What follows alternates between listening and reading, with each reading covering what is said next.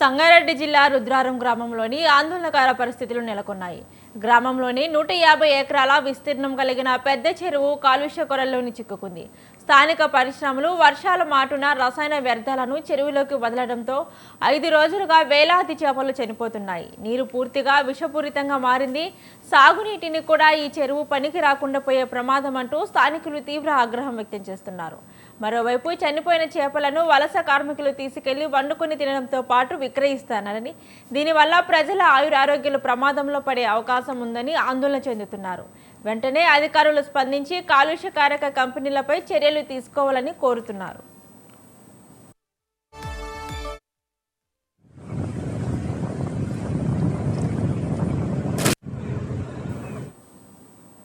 రుద్రారం గ్రామంలోని కెమికల్ కంపెనీల వల్ల 150 ఎకరాలకు పైగా ఉన్న పెద్ద చెరువు ఇప్పుడు విష రసాయనాలకు నిలయంగా మారింది. కురుస్తున్న వర్షాలను ఆసరాగా తీసుకొని స్థానికంగా ఉన్న కొన్ని రసాయన పరిశ్రమలు తమ కంపెనీల వ్యర్థాలను నేరుగా చెరువులోకి వదిలేస్తున్నాయి. చేపలు చనిపోతున్నా, నీరు విషతుల్యంగా మారుతున్నా అధికారుల నుంచి ఎలాంటి స్పందన లేదు. అధికారుల నిర్లక్ష్యం ఇలాగే కొనసాగితే చేపలే కాదు అక్కడ స్థానికులు మృత్యువాత పడే అవకాశం ఉంది. ఇప్పటికైనా పొల్యూషన్ కంట్రోల్ బోర్డు మరియు మత్స్యశాఖ, రెవెన్యూ అధికారులు తక్షణమే స్పందించాలని స్థానికులు డిమాండ్ చేస్తున్నారు. సంఘటన స్థలాన్ని సందర్శించి నీటి నమూనాలను పరీక్షించాలని, వర్షపు మాటున విష రసాయనాలు వదిలిన పరిశ్రమలను గుర్తించి వాటిపై చట్టరీత్యా కఠిన చర్యలు తీసుకోవాలని రుద్రారం గ్రామస్తులు విజ్ఞప్తి చేస్తున్నారు. ఆన పడితే చెల్లరకు కెమికల్ నీళ్ళు ఇడుస్తున్నారు, పొగ ఇడుస్తున్నారు, పొగ వస్తున్నది, కెమికల్ వస్తున్నది. ఆ కెమికల్ నీళ్ళు తాగి మేకలు చచ్చిపోతున్నాయి, బలరు చచ్చిపోతున్నాయి, చచ్చిపోయినాయి. ఇప్పుడు మొత్తం చెరువు చుట్టూ చేపలే చచ్చిపోయినాయి మొత్తం. మళ్ళా కిరాయిలకి తెలియక బస్తాలు కొండపోయి వాళ్ళు తిన్నారు. ఏమన్నా అయితే ఎట్లా మనుషులు ఎవరమైనా కానీ అంతే. ఇప్పుడు మేము ఊరోళ్ళం తెలియకొచ్చేమో అవి కెమికల్ నీళ్ళు వద్దు, తినొద్దు ఆ చేపలని సప్పుడు చెక్కుకున్నాం. అలాగే తెలియక కొండపోయిర్రు, తిన్నారు. ఇప్పుడు తిని ఏమైనా జ్వరాలు రోగాలు వస్తే ఎట్లా వాళ్ళ పరిస్థితి ఏమది?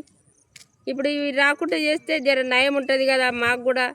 ఇప్పుడు వాళ్ళే వచ్చి మొత్తం తానాలు చేస్తున్నారు, గులగులలు వేస్తున్నది, కాళ్ళకన్ని బుగ్గలు వస్తున్నాయి. ఆ కెమికల్ నీళ్ళల్లో తిరిగితే మేకలు గుంటుతున్నాయి, బలరు గుంటుతున్నాయి, అన్ని బాధ అవుతుంది. నీళ్ళకు కూడా అంతా అదే వస్తున్నది. పెద్ద చెరువు లోపల మొత్తము వివిధ పరిశ్రమల నుంచి వచ్చే కాలుష్య జలాల వలన ఈరోజు మొత్తం రుద్రారం పెద్ద చెరువులో పెద్ద చేపలు మృతి చెందినటువంటి పరిస్థితి. గతం లోపల జీవనాధారంగా చేపలు పట్టేటటువంటి వృత్తి గ్రామస్తులకు ఉండేది.